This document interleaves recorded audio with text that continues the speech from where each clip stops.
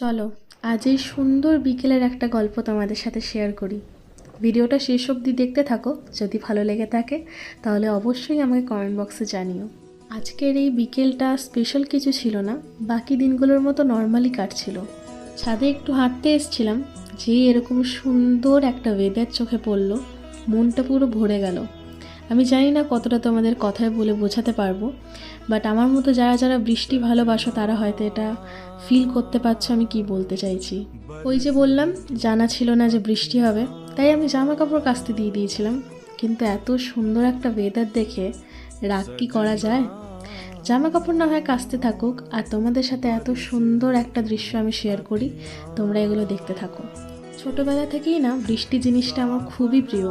একটু ভিজতে চাইতাম, কিন্তু ঠান্ডা লেগে যাবে বলে মা ভিজতে দিত না। একদিকে যেমন এটা সত্যিই ঠিক যে শরীর খারাপ হয়ে গেলে আরও কষ্ট হবে,